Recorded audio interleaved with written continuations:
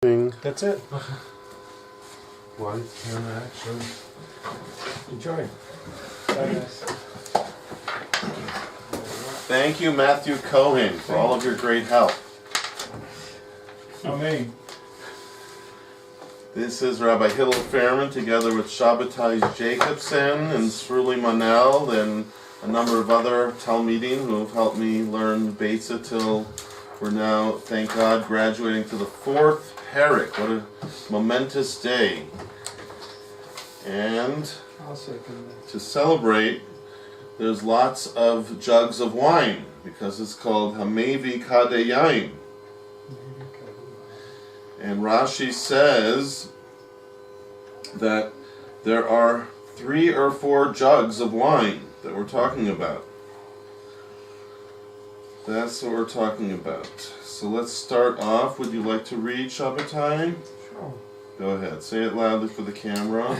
Movavi Kade Yain, Mekomam Le'Makom. So that person who brings jugs of wine from one place to another, Lo Yuvi Hem Besol Ubakupa. You shouldn't bring them in a soul in a basket or in a box. Right.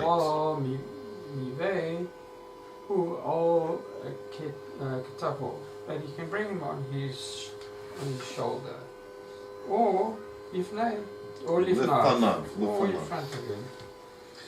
Right, so there's a way that we're not allowing you to do it on Yom Tov, and there's a way we're allowing you to do it on Yom Tov. This follows very closely the previous parak, which, by the way, the Meiri, if you ever get a chance to learn the Meiri, which you probably think the Meiri is too high and a level for you, but that's not really true. The Meiri sometimes can be very informative, just on a very basic level, about how the Masechta is connected to each other, to different parts of the Masechta are connected.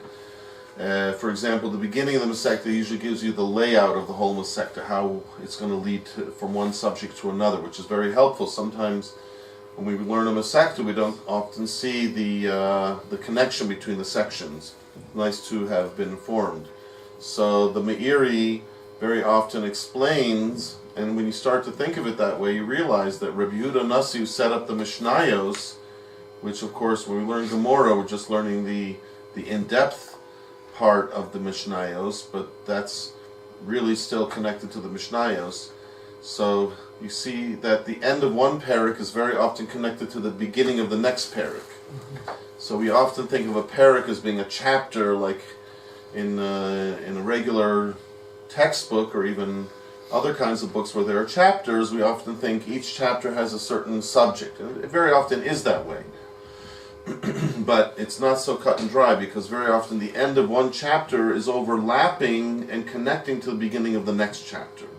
It's almost like an organic way of showing that everything's connected, not separate but really connected. So the end of the last parak was a lot of different halachas. If we're going to do certain things that are like a business deal, but we have to avoid making it a truly explicit business deal. So there are many halachas of how much we're allowed to do, as opposed to things we're not allowed to do. As we say, Chazal are striking a very specific balance between what they're allowing us to do, so that we get more Simchas Yom Tov in there, but what we're not allowed to do, because then if we do too much, it becomes more like a regular weekday. What's Kupa mean? Kupa is a box, right? Like today when they talk about Kupat Cholim. Kupat Cholim really means they used to have a box that everything medicinal was in, etc. So we call that a Kupat. Kupat Tzedakah. Where we put the tzedakah is a little box. Sometimes it's round, it doesn't look like a box, but basically a container in which you put things. So a kupa, funnily enough, in Hebrew, when they take your money, that's called the kupa'i. The kupa'i is basically throwing all the money in the box. Shalom. Dr. Jack, Shalom Aleichem. thank you for joining us. Very same. 10 minutes before. I think if you wanted to get out, you got out. I want to get out. You should one time let him give you a ride. It gives him so much joy to give people rides. I know. Today I actually went to visit. But today we're going to make up for the fact that you had to walk in the cold. Not as cold as Montreal, but it was still cold. So to warm up, we left out a little Glenfiddich for you, with a nice shot glass there for you to participate, because we're celebrating the marriage of my son, my little Zunala. My youngest son got Guess it's married. not that little. Relatively speaking, he's still my youngest son, Yeah, Mazel tov. but he's not so little, you're right. Mazel tov, mazel Got married in So you got the Flatbush. You got the 2 boys. 3 boys. What's that? So the third one married as well? No, he lives at home. Oh, they weren't. He's older, but he lives at home still. He works, but he... Yeah. So if you will, drink a l'chaim, but we don't want to force you. Yeah, maybe. If you can drink a little bit extra, because Shabbatai didn't have any, so we need someone to be motzi him. I see. I'm with you in spirit. And by the way, Literally, in the other spirit. fellow, Tuvia, sent me along Explanation. the text message, Yeah. basically how he has this another appointment with this fellow that Reisman recommended, plus Yeah. he has a few other things, so he may not even be making it this week. Uh-huh. And then next week is partially Hanukkah, so we know that Hanukkah we don't learn except for the last day, which means we don't have to go home for lighting the last day. So hopefully the day before, which would be Tuesday, we won't have already next week. Oh, sure, on Tuesday? But the following Tuesday and Wednesday, no, the following Wednesday we will, till the following Wednesday basically. But now we've started a new parak, so that will shock you. To know that we actually did finish a parak. It was very nice. The last few halachas were all about actually going to a store and ordering merchandise, all sorts of different stores, butcher shop, the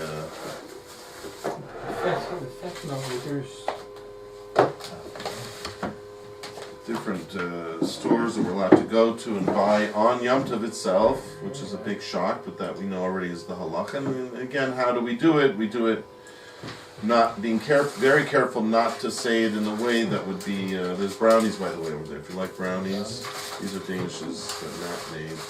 And then there's brownies over there. Hi, Svi, how are you? Good to see you.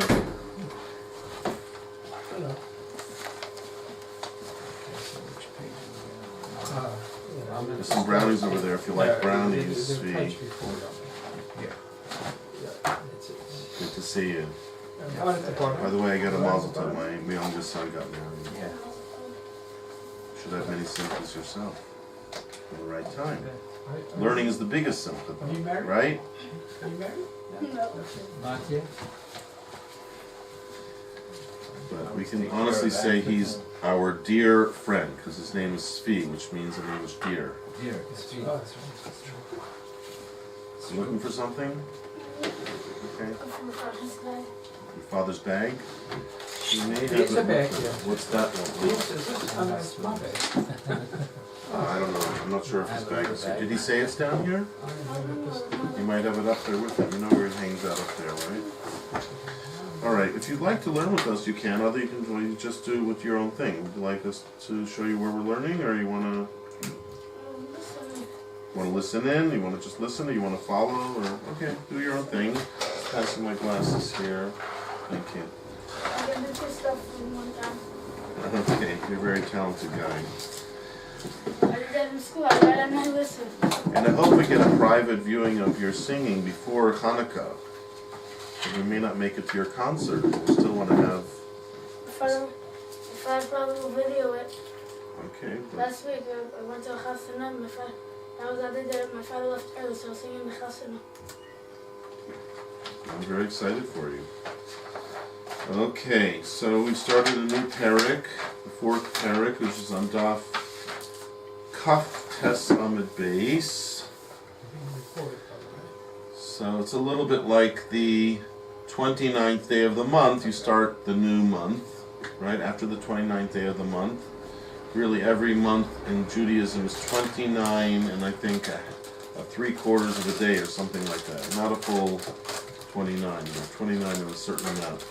That's basically what we did. We've done 29 and a little bit, most of the base, Amud base, and now we're starting the 4th Perek, Movavi Kade Yain. Must be a very joyous Perek to start with wine. Bunch of jugs of wine. So, the idea of it is similar to the previous Perek. I was explaining that many times Rabbi Yehuda Nasi overlapped the end of one Perek with the beginning of the next, making them very similar subject matter. So the previous Perek was talking about many types of things that are business-like, and were permitted by Chazal to increase our Simchas Yom Tov. And yet they were very careful to limit it in specific ways so that it never goes beyond the point of propriety, where it's not too much like weekday, so they had to balance it out. Here we see a perfect balance as well. The person want to bring wine from one place to another, which is a public event. When you start carrying wine, you're carrying it in public. Rashi says we're not talking in places where there was a problem carrying at all. We're allowed to carry, let's say, where there's an eruv, or we're allowed to carry within the Tchum. So Rashi says that's not the problem. We're talking about a case where he was carrying wine, probably to increase the simcha at a certain place that he wanted to eat with his family or whatever, and he had to bring more wine. Often wine was stored in a cellar or a particular storage house, and then you ran out of wine, you had to go down to the cellar to get more, as we know from halachas of Pesach. A lot of halachas of Pesach is if you're afraid that the shamish went down in the middle of the meal, to get more wine in the middle, then you have to check it for chametz on Erev Pesach, because perhaps the shamish went down with his bread and left some down. So there was a lot, as in certain countries today, even Italy, they drink wine much more as a beverage rather than just on occasions for celebrations. So they went through wine pretty regularly, and they had to store it somewhere. They didn't have houses like we have with huge storage areas. So they would have to bring it from place to place. We had this actually once before about bring a ladder from shovach to shovach, and how do you carry it in public and private. You know, Chazal are always worried about how things appear to other people. So man doesn't live on an island. When we bring something in public, we have to be careful that it looks like we're doing the right thing, not just that we are doing the right thing.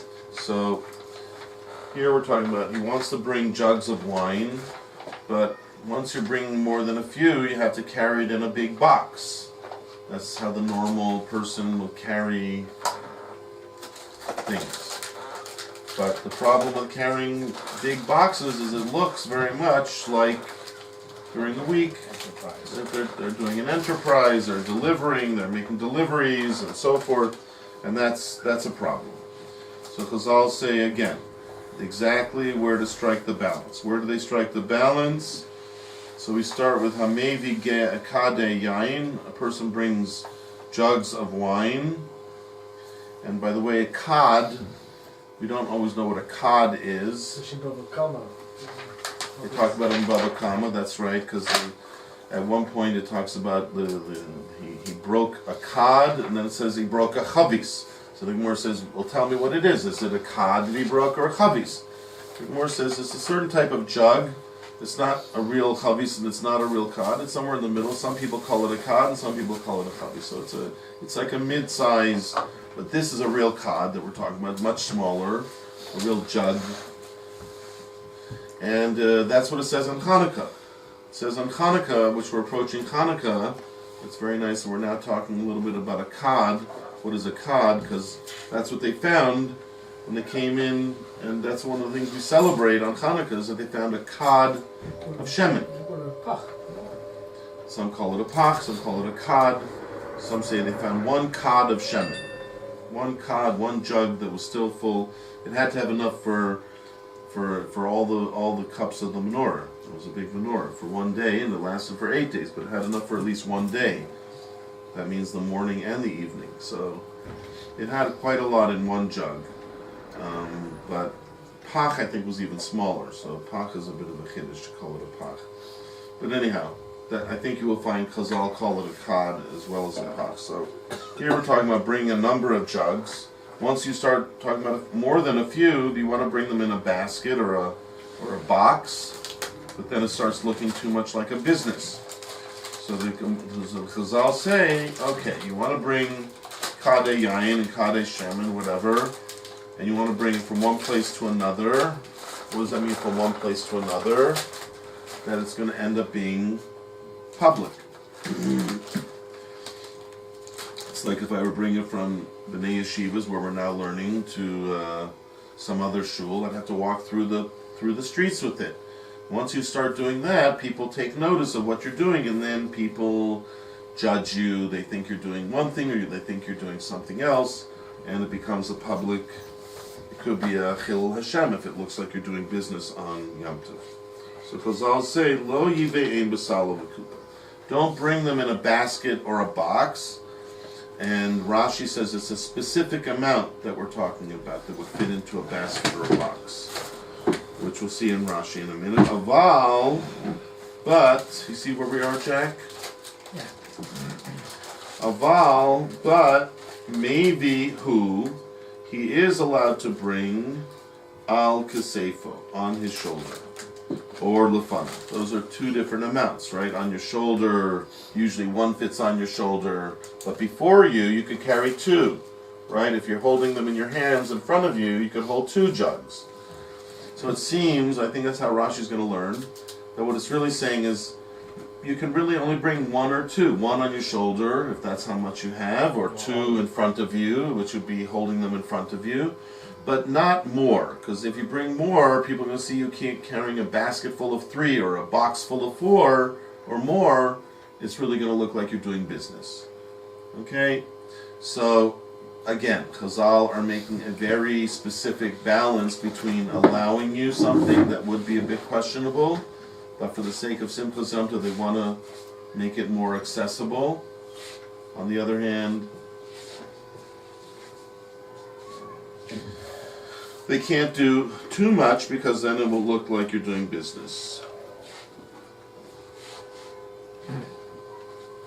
So they're reducing the amounts here from 4 to 2 to That's 1. what it seems like. We'll see in Rashi, but that's, I think, even without Rashi, we could have understood that a sal holds a certain amount, a kupa holds more. They're saying don't bring even a small or even a bigger amount, but rather bring much smaller amounts, what could fit on your shoulder, 1, or what fits in front of you, which would be 2.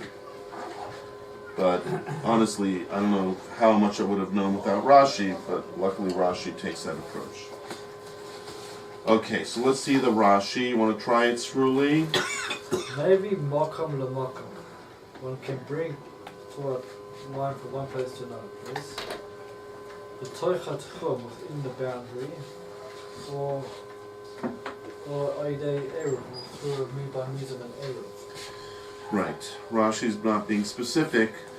I would say really both are true. It has to be within the Tichum. You're certainly not allowed to go outside the Tichum. There is a halacha of Tichum, not just on Shabbos, but on Yom Tov. And also, we said there was a shaila if you have to have an Eruv on Yom Tov.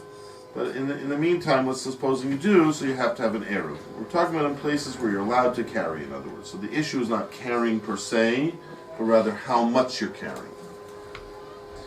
Continue. So we say what the rule is.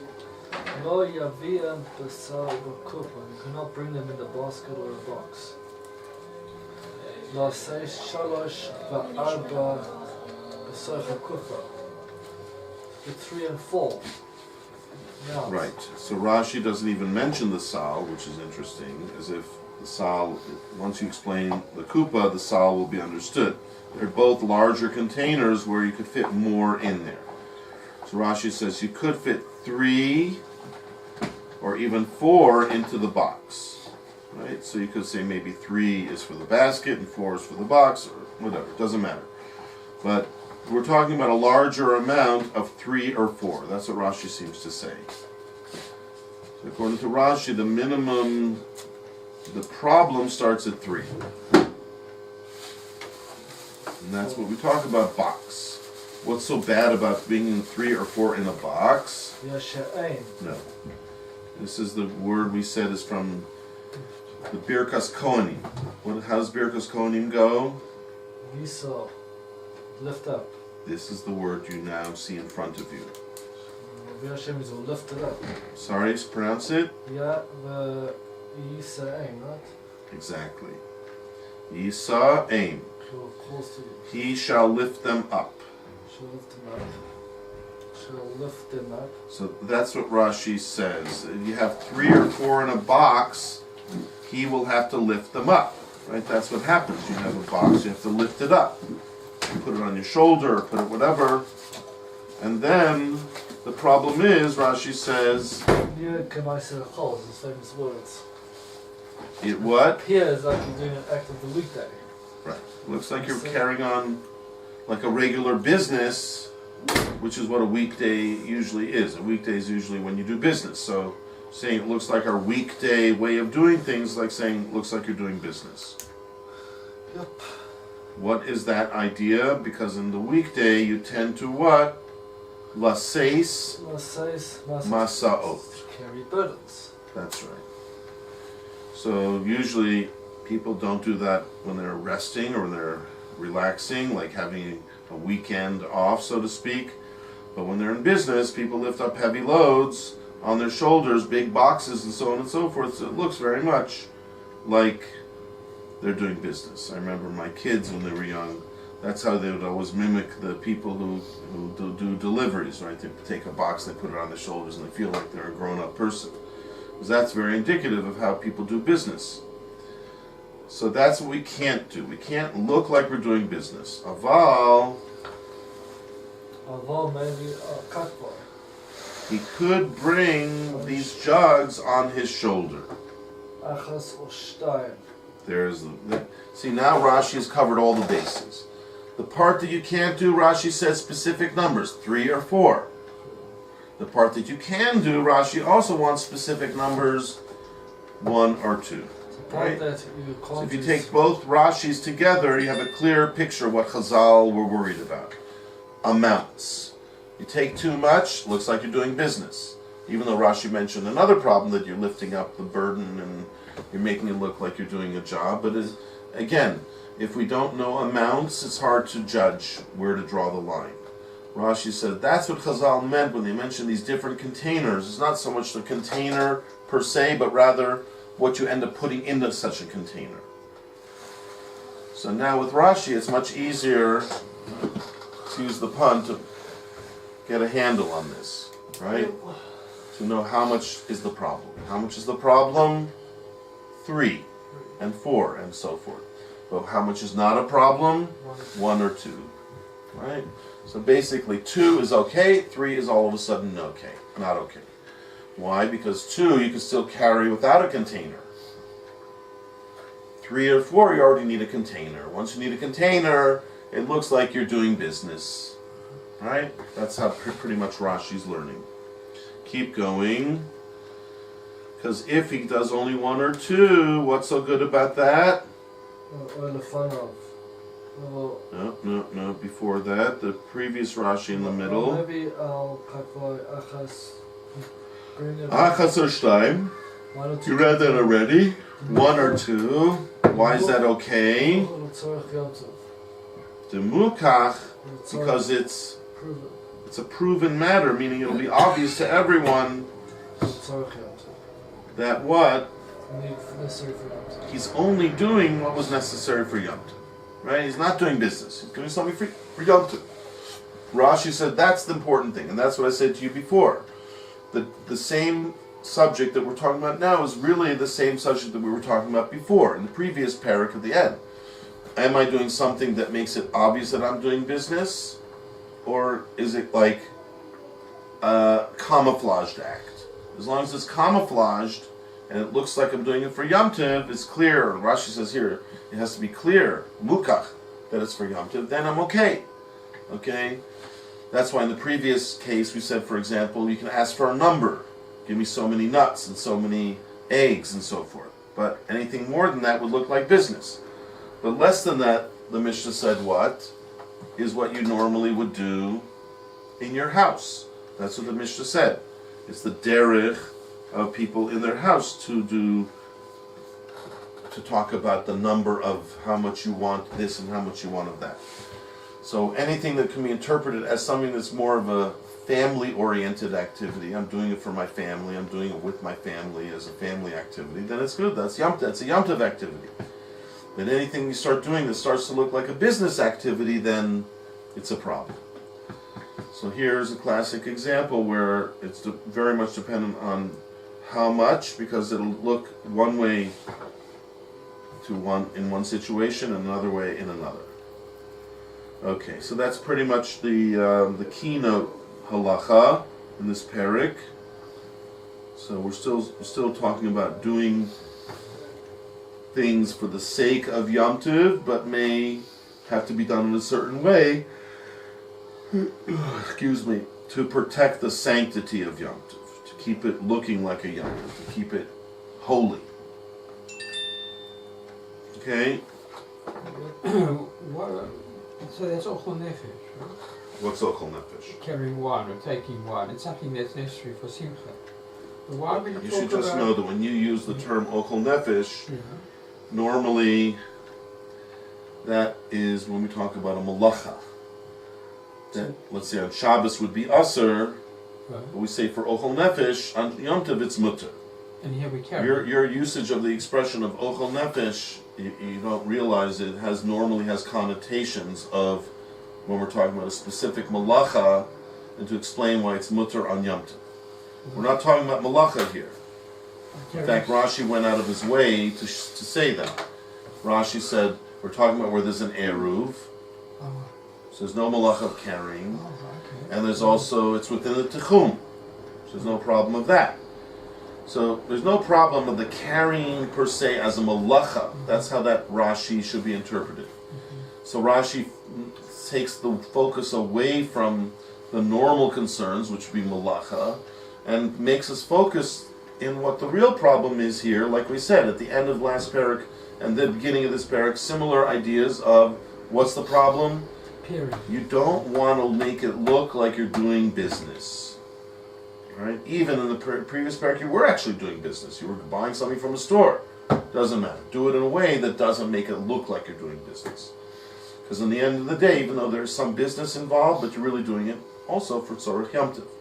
So it's not called ochel nefesh because it's not in that context of explaining why malacha is mutter.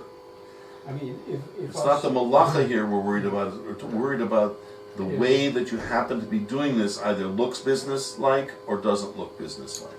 you see someone carrying bottles of wine on Yom Tov, you would think that that's for Yom Tov. But what about straw? What about the tevin? He's going to talk about tevin, right? Well, we will have to deal with that when we get to it. We didn't get to that yet, but I would assume anything you carry could, depending on the society you live in, look like you're doing business or look like you're doing it for your personal needs. So the general rules we have, the specific details of where we draw the line, like Rashi made it clear now, 1 or 2 is okay, 3 or 4 is not going to be okay. And I understand that to mean because 1 or 2 you can still carry in your hand. 1 you'll carry with your hand on your shoulder, and the 2 you'll carry in your hands in front of you, 2 hands clasped together. 3 or 4, it's harder to do that unless you're not afraid it'll drop. Most people are afraid it will drop, so they put it in a container. Once you have it in the container, I'm going to see you carrying a box full of jugs. It's at least going to occur to me that you might be running some kind of a business on the side over here. That's the problem. When you get to Tevin, it might be the same thing, but just the details will be different because Tevin may have a different kind of way of carrying it, and therefore, again, if you carry it one way, it doesn't look like you're doing business. If you carry it another way, it might look like you're doing business. So it could be the same thing with Tevin, just a slightly different detail. Just a minute.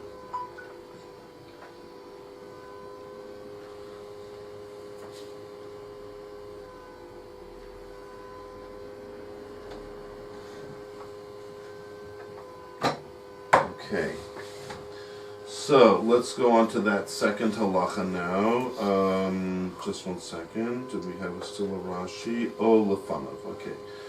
So the Mishnah said you could either do it on your shoulder or in front of you. Well, follow means in front of him is beyond in your hand. Right. Now, I think personally the girsa should be yadav, his hands, because one jug would be on your shoulder, two would be in your hands clasped together like this in front of you. That's how, right? But to one hand in front of you, why would you put one hand in front of you? I don't see one hand being in front of you. I personally think this should be yadav, not yado. So the truth of the matter is, as we see it, the normal pronunciation would be yado, because there's no vav, there's no yud between the dalet and the vav. So usually we pronounce that yado. But the truth is, it could still be yadav. It's the difference. They say yadav, it's one. Yado. Yado is one, and yadav are two.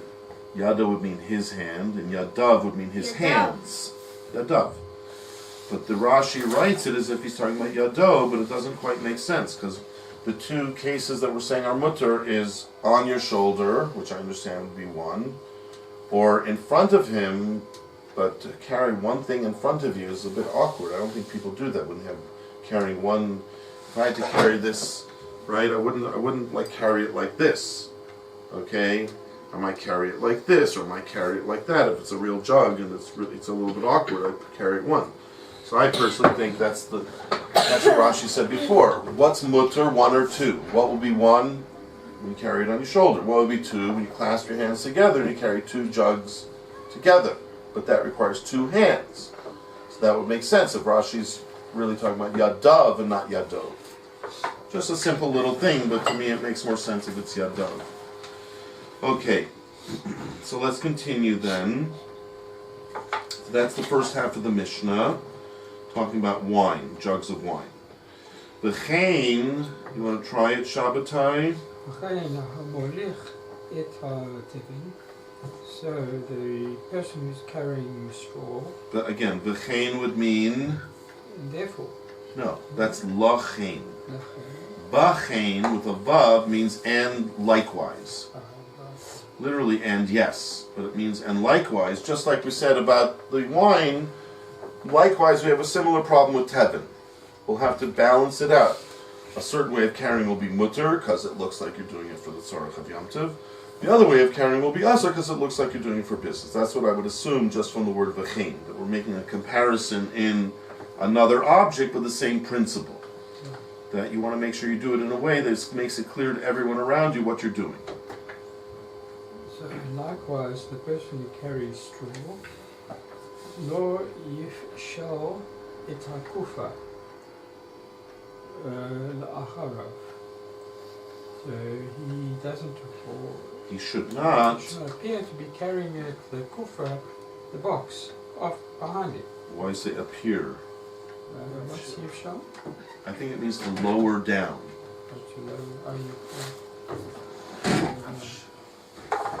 So what I think it means is there's two places on your back. There's the higher part of your back, which is really on your shoulders. And you could lower it down, like you see some of these Arabs that are carrying like a box that's attached to a rope. So you lower the rope down, right? And it ends up much farther down on your back side. That's an easier way. We had a trip, so that's what the Sabalim were doing in the Rosh, carrying it like that. Exactly. So that's what we're talking about here, that he's got to carry a load, but we're saying be careful how you do it, because if you do it one way, people will understand you're doing it for Yom Tov, which is okay, but if you do it another way, it'll appear like you're doing it for business, which does not send a good message. So let's just go along with the Mishnah now. So according to this, we would be saying carry it higher up on your back, perhaps on your shoulders, like between your shoulders on that high part of your back. But don't lower it down to be much further down behind you, because that's maybe a normal way of, as Svi was saying, that people move things from house to house, movers, they carry it down that way. Aval, rather, what should you do?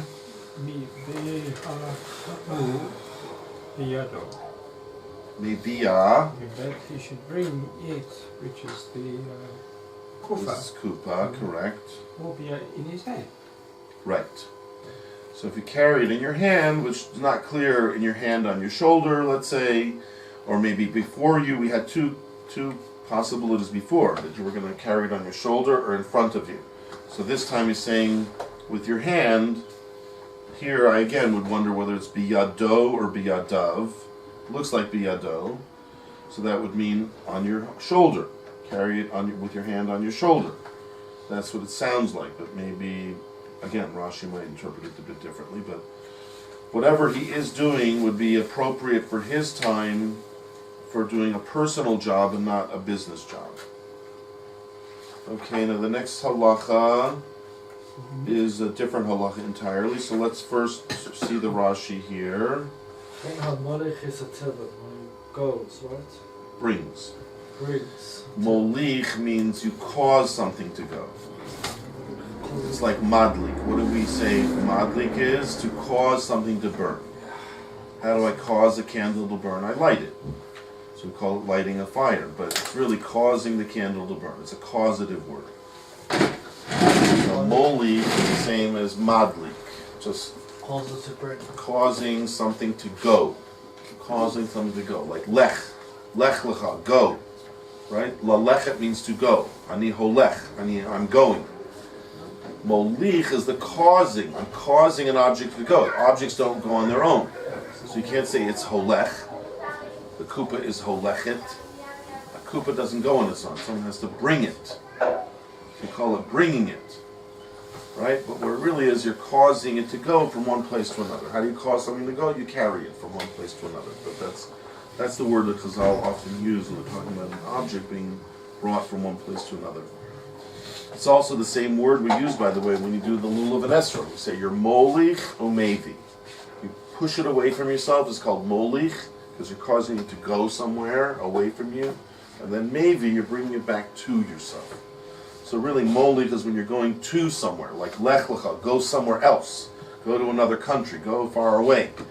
That's lalechet, or to be molich, something far away from where you are. Mevi is to bring to where you are. Bringing it to you. So here he's molich, he's bringing to somewhere far away. Tevin.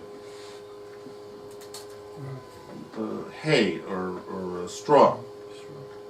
What would be the purpose? Why isn't it muksa, right? Why isn't straw muksa? What purpose does it have on Yom Tov? Sruli. Lahasik, to burn, or lebehema. For the animal. Right. So there's two purposes. To either use as, which would be fuel, right? Instead of, let's say, firewood, you have this. Or what we used to do in the Boy Scouts, right? You'd start with little kindling, the easier stuff, and then it burns the bigger stuff, right? And that comes in handy on Erev Pesach when you're trying to build a proper fire. Not like a lot of these people who just come and throw everything onto whatever little fire existed, and then lo and behold, it's just a big mess, and you still have a bunch of chametz there. So you have to burn a fire with the smaller stuff, what we call kindling, which straw would be a good example, and then on top of that you put larger pieces of wood that can now much more easily catch fire from the smaller stuff. And then you put an even bigger one on top of that. So eventually you get these very large logs burning with very hot and long-term fire, which helps you for the whole day. And you started with straw or some other kind of kindling.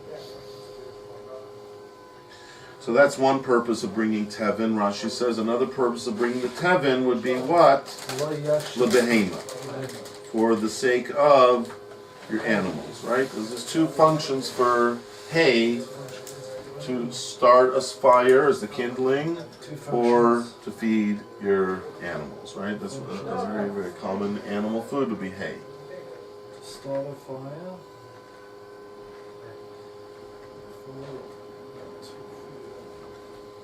And those are two activities which are mutter on Yom Tov. So the activity I want the straw for is certainly mutter. The question is, I need to carry it again through the street.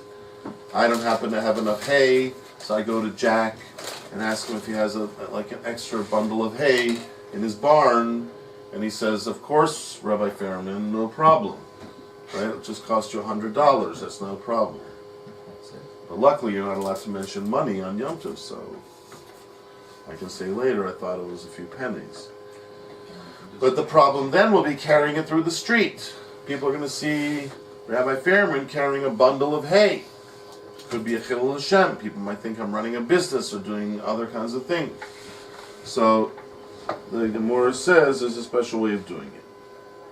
Rashi, lo. So Rashi's just quoting the Mishnah there. Those are exact words from the Mishnah. Don't lower it down upon your back side. Rashi mentions a whole new pshat here. Right? Not because it looks like whole necessarily. Rashi's saying a slightly different pshat here. Huh? I'm going now. Okay, be well. Have a good day. Bye-bye. Take Nice care. to see you. Take care.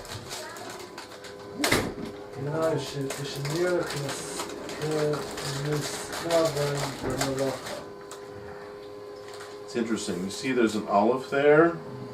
You know what that olive tells you? To look at the Bach. You see the Bach there? It's almost right next to it, which is helpful. Everyone see the Bach Yes. Right, in the margin? well, this thing here. It says Hagos Habach. Yeah. So the Bach was one of the early Achronim. He has a major commentary on the Tur, and he's considered a posik in his own right. And he has different notes in his Gemora to sometimes add a word or subtract a word. Basically, what we call the girsa, right? Questions of girsa, the Bach will tackle in his own little notes, and you also have sometimes the Vilna Gaon, Hagos of the Vilna Gaon, of the Gra. So here the Bach is saying what? If you read the note, Diganai Yom Tov Hu. Right? Now if you look at the real Rashi, all those words were in Rashi. Ganai was in Rashi, Yom Tov was in Rashi, and Shenire was in Rashi. So all the Bach added was what? Who? Who. The word who. Okay? Meaning it's not a significant change. He's not really changing the meaning per se, but just adding a word for grammar's sake. Ganai who. It is a ganai. What's a ganai?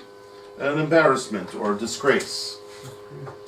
The Chavetz Chaim actually uses that word to describe Lashon Hara. He said, what is the real definition of Lashon Hara? Anytime you say something that's a ganai about another Jew. Anything that puts him in a bad light. Call it disgrace or dishonor, whatever. Some kind of bad light. So Rashi is saying over here that the problem with I carry the hay in a certain way is that it's going to look like I'm disrespecting Yom Tov. Disrespecting Yom Tov. That this is not something we've had before, right? We had before it looks like whole, or it looks like business. This is a new thing. Rashi never mentioned this before. But perhaps Rashi was bothered. Why the second case in the Mishnah? We already get the idea. Don't carry in boxes, carry in this way. So all of a sudden we have this new thing. We're saying don't carry it on your back side, carry it in your front side. A bit strange, right? I'm not carrying it in, right? So what's the difference between the back side and the front side? It seems like Rashi said, first of all, that's why it's a new case in the Mishnah, because we needed to hear this new Kiddush. It's not just like the old Kiddush. The old Kiddush we already talked about. We don't need a new case for the old Kiddush. We need a new case of the hay for what? For a new Kiddush. What's the new Kiddush? And we're not only worried about it looking like chol, which is the first Kiddush, I'm also worried about it looking like a disgrace. Some kind of disrespect. You're hiding, basically. I don't know. Let's continue the Rashi. Perhaps you're right. Rashi says, what is the disgrace? She Rabba. Appears like he has a lot of kavana to do. No. Kavana, not like in the sense of when you have kavana in Shmon Esrei. It's more like intending, or I would say even planning. When you plan to do something, it's like you have kavana to do it. So it's like, well, why are you doing it now on Yom Tov? That's what Rashi seems to be bothered by. Why are you carrying this hay on Yom Tov? Why didn't you do it Erev Yom Tov? Right? Which is a good question.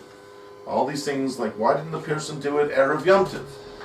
So I would have said most of these things, because they were very busy in those days. They had a hard time earning parnasa, right? Sometimes they had to work all the way up until Yom Tov just to make a parnasa, just to make ends meet. So the fact that he didn't do it yesterday isn't necessarily a bad thing, but it still shouldn't look like you made a conscious decision. I could do it now, Erev Yom Tov, but I'm going to push it off till Yom Tov because I have more time then. That means if I decide to do a certain activity on Yom Tov just because I have more time on my hands, what am I basically saying? Yom Tov's a good time to do all my chores, right? It's basically like, you used to have a day you did all your chores. I know when I was a kid, like there was a day we were supposed to do all of our chores and stuff like that, right? Didn't you have a day when you did your chores? We had Sunday, maids in South whatever it Africa. was. Actually, The day you dreaded, We right? had maids in South Africa. Yeah. It was the day that we instructed the servants to do what they had to do. Oh, you poor guys. That's why, because you didn't do chores. It makes a lot of sense now. Very difficult telling them what to do. So, It's the if work you have a day. day that you do your chores, usually it's not such a glorious day, right? It's not the day, it's not your favorite day of the week, okay? You can imagine if you had to do your own chores, it wouldn't be your favorite day of the week, right? So if I decide, right now I'm doing something important, I'm doing business, I'm doing something else, I'm going to do all my chores on Yom Tov. Why? I have more time on my hands then. I can't anyways work, right? So I might as well do a bunch of the chores that I've been pushing off on Yom Tov. It's a disgrace. That's like saying, you know what Yom Tov's good for? Doing your chores. It's a chore, good for a chore day, right? You're short on time to do chores. Push it off to Yom Tov. Yom Tov is a perfect time for doing your chores. Is that really why Hashem created Yom Tov? Do you think that So you can do your chores? Do you think that the No. kufr, acharav, it was like saying, someone said, well, what are you carrying behind the back? I know you said it looks like he's a hiding bunch it. of straw here, Yeah, I mean, most people, if you're like carrying behind your back, you don't really see you carrying it. So it's a sort of subterfuge. He's hiding it, he's saying. Alright, I still would like the jury to be out on this because I'm not sure until we finish the Rashi what the real pshat is. But one thing we see in Rashi, that's for some reason, if you carry it that way, it looks like you did what? You intend apparently to do malacha. On Yeah. Yom Tov. Right? In other words, you pushed it off till then. You say, why is he doing that now? Oh, he must have decided that he was going to push off all his malacha till, and he's now in the middle of doing all of his chores. That's the way I understand this Rashi. And that's sends a bad message, right? That's what Rashi said, it's a ganai. You're disgracing Yom Tov. It's like you're announcing to the world that, you know what I think of Yom Tov? A nice day to do chores. That's not why he gave us Yom Tov. He gave us Yom Tov as Zman Simchaseinu, Zman Cheiruseinu, Zman Torseinu. A time to celebrate the greatest things that ever happened to the Jewish nation.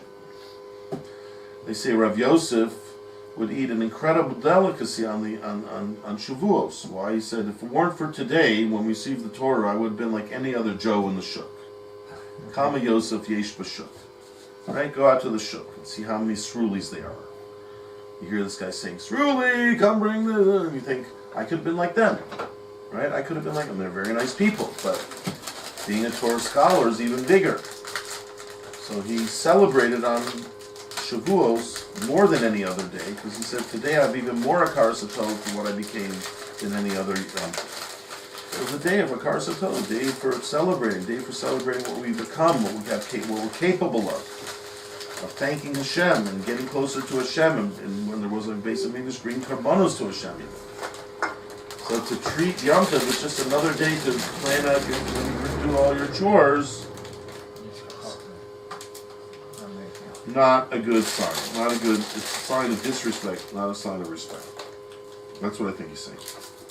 Okay, maybe you're right, Shabbatai, because it looks like you're hiding it, or maybe just that's, again, when someone has a lot of work to do, they end up carrying things behind them because I know if I have 20 things to carry, that's the way I could make it. if I carry it that way. But if I have only one thing to carry, then I don't need to carry it behind me. Oh. or the halach makom rachok k'derech chol, or it goes To bring. to a place where it's very far. And that would be the the derech chol. So here Rosh is retreating back to derech chol again, to say this looks very much like a weekday activity. It could be still going in the same line of logic that if you're taking something far, far away, it's again, why are you doing that today? Why are you doing that today? Why today you decide to carry this to the other side of town? That's what it looks like you're doing. I see you carrying it that way. I imagine you're on your way to a long way away. And why are you doing it? Why are you carrying it to the other side of town today? It must be you decided Yom Tov is a great day to do all these extra stuff. Business. Right? Funny So because it's business. It looks a little bit like business. It also looks like you're planning it out for Yom Tov. What? It's funny because he talks about the Tachum and the Erev Chatzeris. Yeah. And here he's talking about distance. Yeah, but that's why I chose the example, if you notice what I said a moment ago, to the other side of town. That still, it could be, if it's a big town, it could be still called a distance away. Like imagine if we're here, okay, their cities weren't necessarily as big as Yerushalayim today. Let's say if I tell you, I want you today on Yom Tov to carry this box to Talpiot. That's very far, very far. But it's all within the Tichum. So you can still have things within the Tichum, but they're still considered far away. Anyways, so Rashi mentions again two things here. The Ganai of Yom Tov, it looks like you're trying to do, you planned out to do your all your big malachas on Yom Tov. Or, that again, it looks like derech chol because you're taking it far away. In any event, both of them are considered to be a disgrace for Yom Tov, and therefore we're forbidding you to do something like that. So apparently in their day, when they would carry something heavy on their backside, it showed that they had a lot of work to do, or that they had far to go. That's when they chose to carry it that way. So if I see you carrying it that way, I'll just automatically assume Jack must be carrying it to the other side of town. Or Sruli must be having a lot of work to do today. Why does he have so much work to do today? He must have planned to do it. Because he decided Yom Tov is anyways the day off from Hilllel, day off from work. That's the day I'm going to do all my stuff. Catch up on all my chores, so my wife will get off my back. It's possible. It could happen. Okay. So that's the second subject of the Mishnah, that a very similar idea in a way to the first halacha, that there's a way of carrying which is mutter, a way of carrying the asur. Basically, if it's mutter, it means that it was sort of glorifying Yom Tov in some way, or not at least disrespecting Yom Tov. The way that's asur in each case is a case that makes it look like you're either doing business, some kind of message that Yom Tov is not important. So Chazal are telling us how to carry, or how much to carry, in order that it should look like a glorified activity that's adding to Yom Tov, and not as a degraded activity which is detracting from Yom Tov.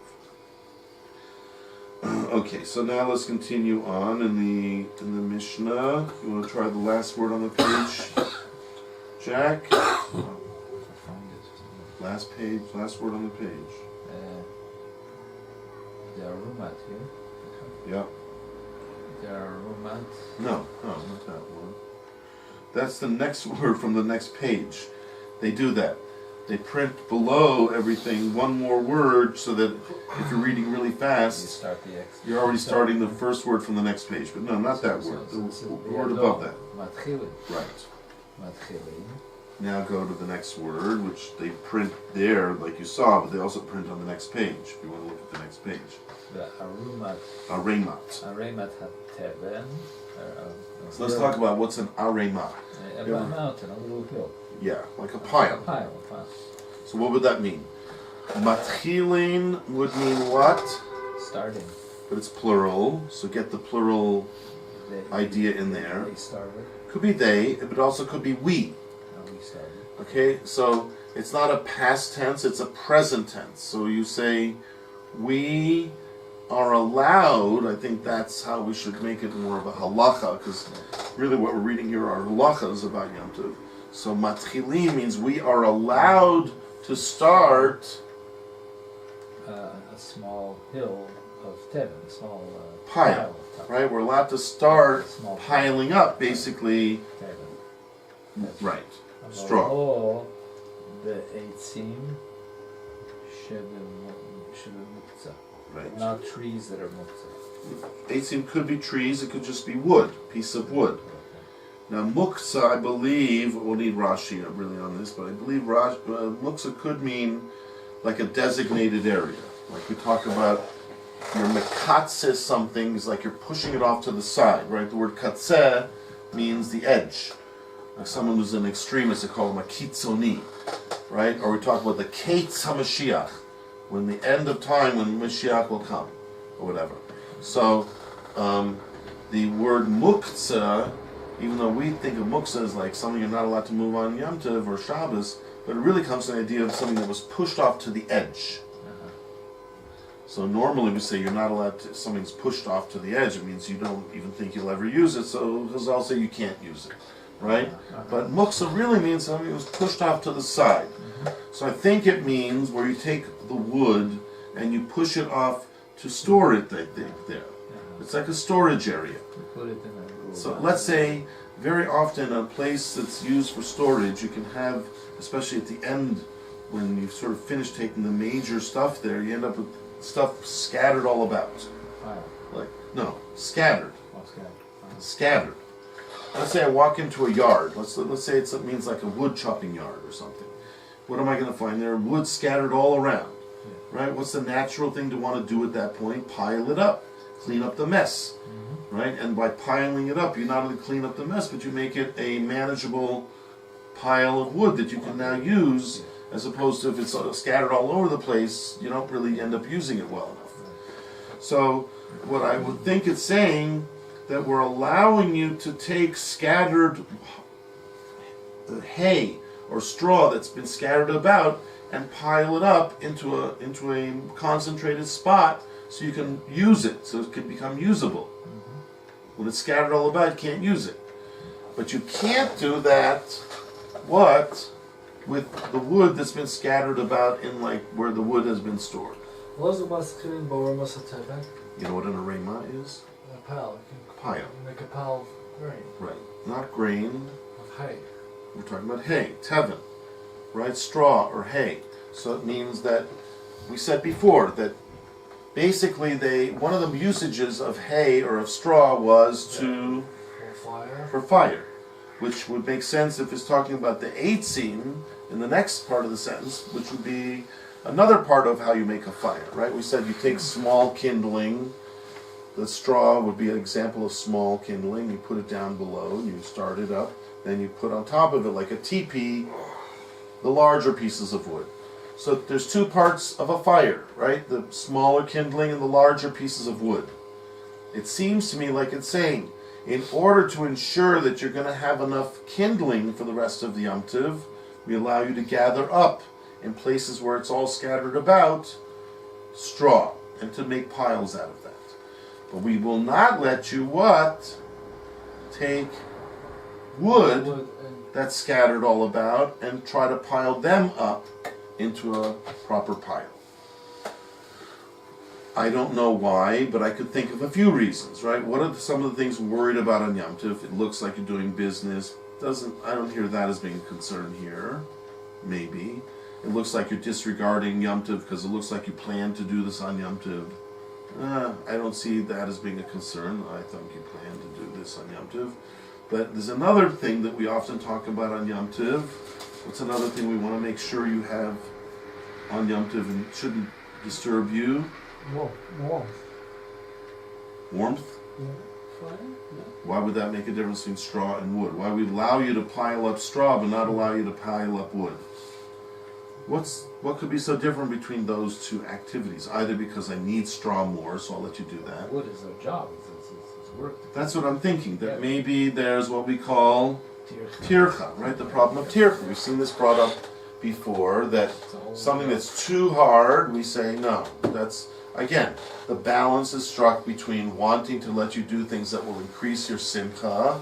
The more wood, the more fire, the more cooking, the more So what things about will go. tircha? Huh? Why can't I pile wood up because of tircha? Look at it again. What are we allowing? What are we not allowing? To pile up hay, but not wood. Exactly. Now, I don't know enough about these two objects, but I could at least assume, theoretically, that if you have a bunch of hay and just walking around and picking up the hay and putting it in a pile is easier.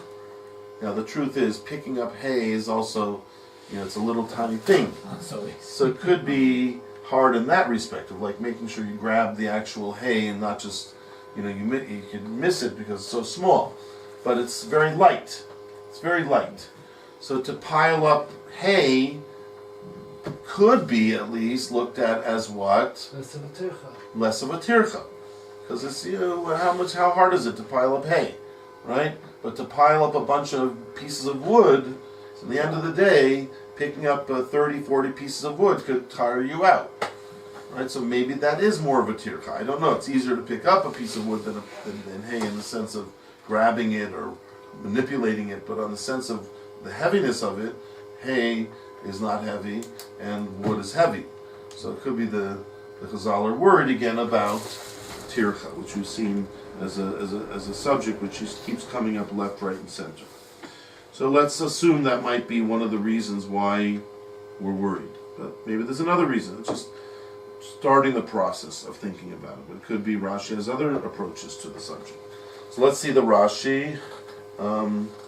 Sruli, why don't you read the first Rashi? Maschilim baramas hatevim. Which means You're allowed to begin to pile up the tevim. Piles of Maybe that's what it means, beginning, because if you've already done a lot, then the last part is going to be harder to pick up. Maybe once you've already picked up the big globs of hay, what's left, those tiny little strands that are all over the place, that could be a tircha. So maybe that's what I mean. Begin it. Why? Because when you're beginning the process of piling up the tevin, it's easy to grab bunches of hay that got scattered around. Maybe. Anyhow, go ahead. Suck full to flight. Okay, so now we were on the right path. Remember we said wood and hay are part of one subject because the wood is usually after you've lit the smaller stuff, and therefore hay and wood would be part of the same sentence if we're talking about creating a fire.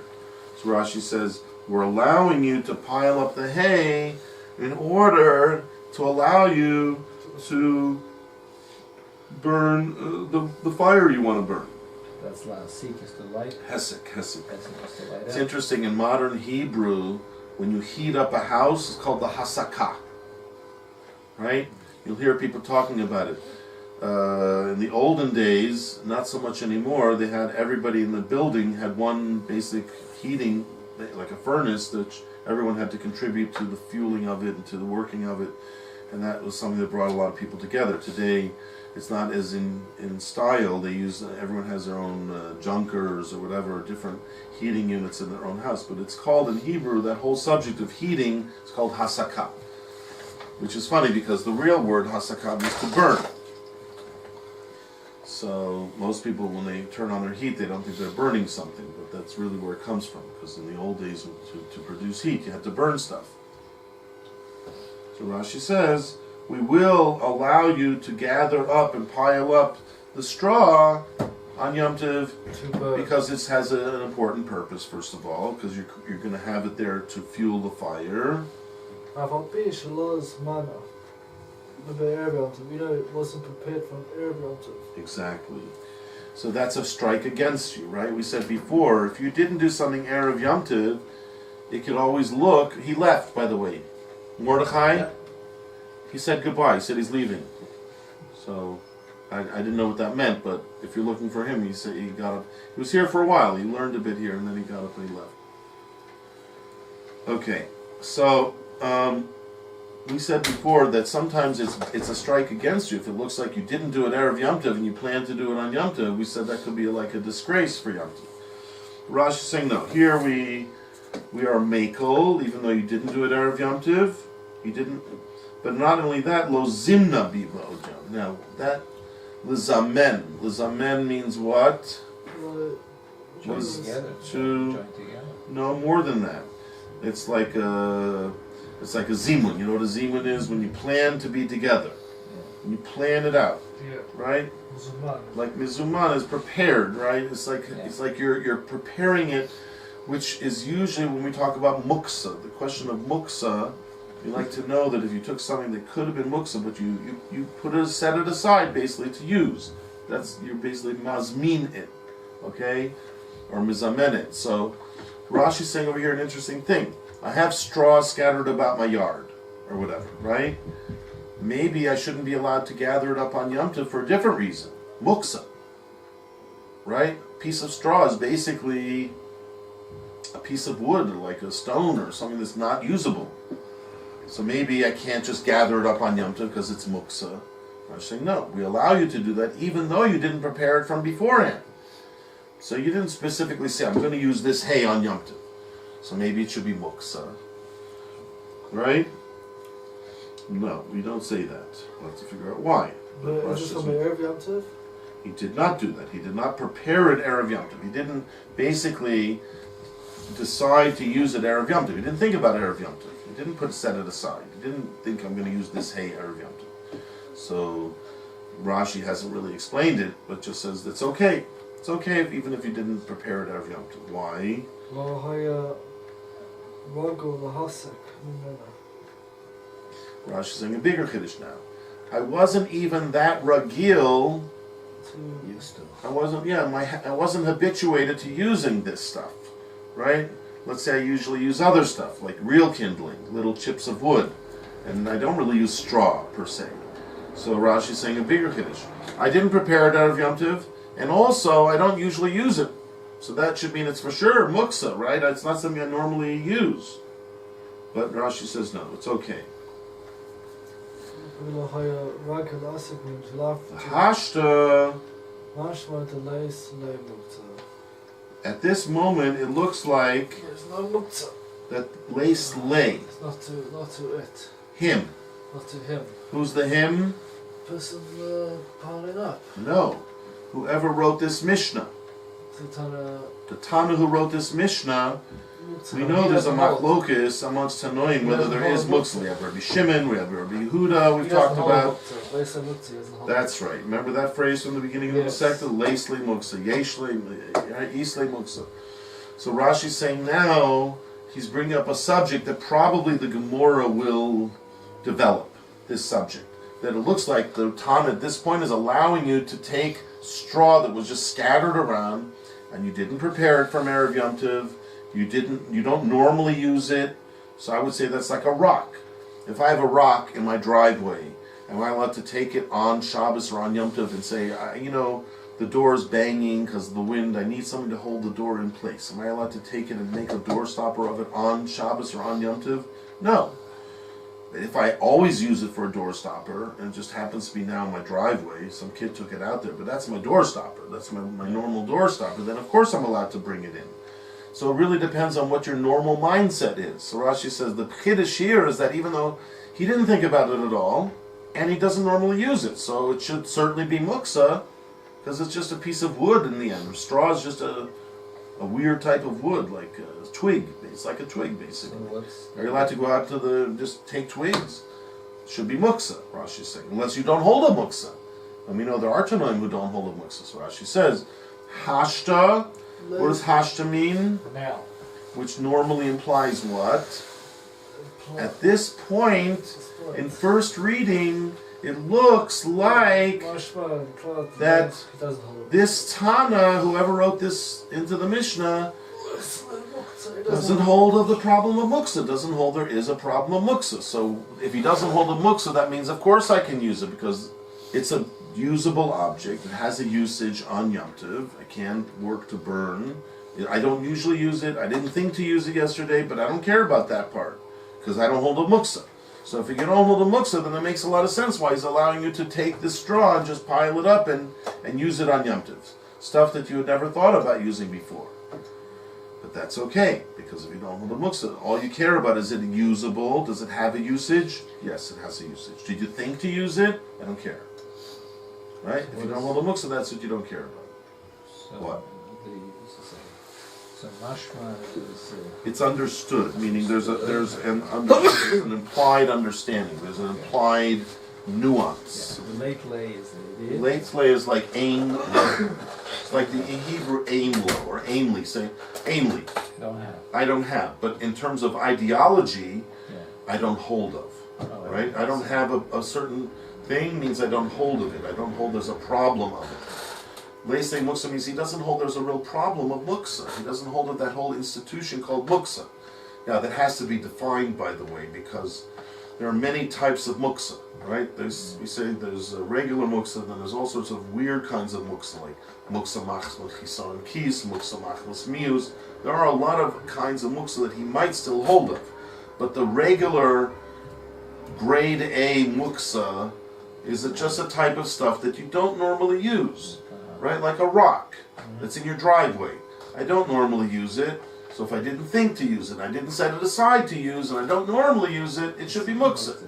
It's a thing that has a usage, but it's not really designated to use. So basically that's why we call it muksa. It's like, in your mind, it's something you don't really think you're going to end up using. And all of a sudden you decide to use it. So that's what we say. If you hold a muksa, you say no. If you didn't think to use it beforehand, and when Shabbos came in, it was like something that you don't normally use, so it's like pushed away out of your life. But if you don't hold a muksa, you say, I don't care about that. I don't care what was going on in his mind. Right now, tachlis garet. Can you use this? Yes, I can use it to burn fire. It has a good usage. Did you think to use it before? I don't care about that. I care about the here and now. Because I don't care what you were thinking when Shabbos or Yom Tov came in. That's if you don't hold a muksa, that's what, there's something that has a usage, just you don't normally use it, I don't care. That would be you don't hold a muksa.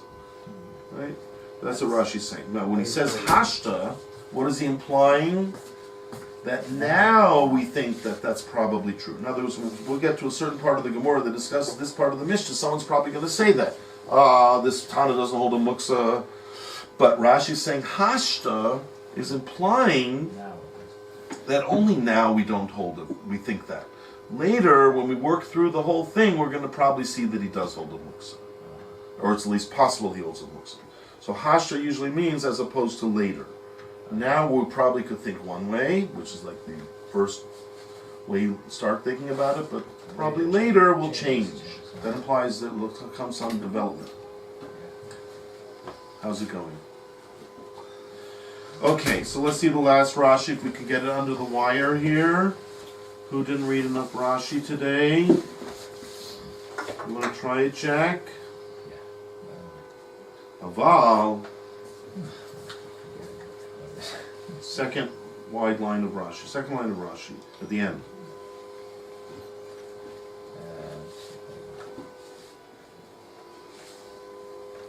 Up one line. Yeah, that one. Okay, Go more towards the end. Okay. Yeah. Lo haya ragu. No. Aval lo. Aval. Second line. Okay. Aval lo. Okay. Aval lo. Beitsa. She. Muksa. Now we're using the word muksa in a different sense entirely. The real muksa. The trees. No. Again, eitzim here doesn't mean trees, it means wood. Pieces of wood.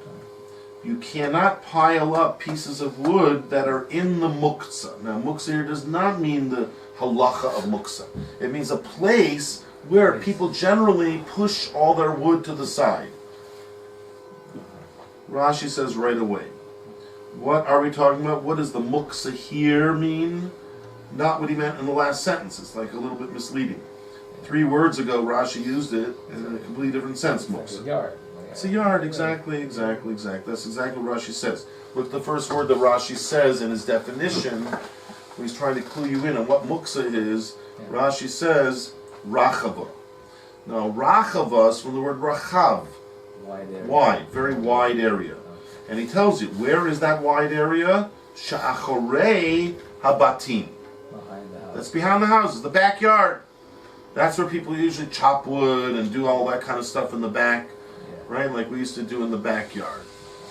Okay? Things haven't changed so much. Right? And Rashi says, that place was what? Karuya. It was called muksa. It's also called muksa. Why call that place Muksa? Al Shein, which means what? Because Literally of- on the name of, but means on account of the fact. Shehi Shehi Muktzah. Muksa li'achor. Now, if you, again, the word muksa really is a passive word that means something was pushed off to the side. Okay? Like pushed away. Pushed away. That's why muksa, when we talk about real muksa on Shabbos, it's because it's been pushed away. In my mind, it was pushed away from my usage. But this is an area that's been pushed away. Right? It's like out of the way. An out of the way place that people don't normally use. Perfect place for chopping wood. Because anyone who learned Baba Kama knows that that's one of the hardest, or even makos, right? That's one of the ways to kill someone. Someone walks in and you're chopping wood, anything can fly, right? That does. That's what they say, you know. That's fly. Everything flies. Everything flies. Including the axe head. You don't want to be there. The axe head, wood chips, all sorts of things that can really be very dangerous. So they would push it off to behind the houses. So they called that the muksa area, the pushed away area, as it were. But we just call it the backyard. Let's just call it the backyard. So it's saying you can pile up straw, but you shouldn't pile up wood that was in the backyard. Okay, and Rashi says about that place, what's so good about that place for chopping wood? Ve'ein nichnasim, people don't normally come in, yotzim ba, and go out into it, They don't go tadir, that often, right? In other words, in an ongoing way. So therefore, perfect place to do the wood, to chop the wood. Vasham, there, they also Not me. eitzi. They place the wood, right? That's where wood gets stored in the backyard. They have, right, piles of wood for keeping for a rainy day. The kol davar. And anything She'ein dato litol ad zman meruba ba. that ain daito, It's not in his mind. right? His mind is not set on litol to Use, take it. take it, use it. Ad zman meruba Meruba. till a very long time from now, right? Anything that we say, oh, he probably doesn't intend to use this, like a storage house, where it's all the stuff in there you don't really intend to use right away. You're keeping it for a rainy day. Anything that's all that stuff gets stored in the backyard, right? I guess they didn't have attics in those days. Gemora. Parich, and the Rashi is predicting now. The Gemora is going to ask Seifa Lerisha. L'Resha. Seifa L'Resha means you're going to say what's implied in the Seifa seems to contradict what's implied in the Resha. There's like an internal contradiction within this same Mishnah, which is a bizarre thing. So the Gemara is going to ask that. Why? Because Hashta, Ashta. now, at this point, Mashma. it's mashma, it's understood, it's implied Deit lei muktzah. that he It's now. does hold of muksa. Okay, so Rashi's not learning like I learned before. I learned before that why would you allow a person to pile up the straw and not the piece of wood? Piling up a straw, tircha, right? That was my hunch. Rashi doesn't take that approach. Now maybe that will be the final answer of the Gemara, because Rashi says, if we take the muksa approach, it looks like a contradiction. Why can you pile up straw? Because I don't care about muksa. Why can you not pile up the wood? Because I do care about muksa. Well, are you schizophrenic? Right? Not usually. Right? We were talking about great sages over here. So unless sometime in the middle of the sentence, right, it changed riders of the horse in the middle of the race, and the beginning of the sentence was someone who didn't hold the muksa, and the last part is someone who does, we have a problem on our hands. That's what Rashi's predicting. The Gemara is going to have to explain that. So if you take the other approach, it's very good, right? What's a share of this? How many of these? I would say two.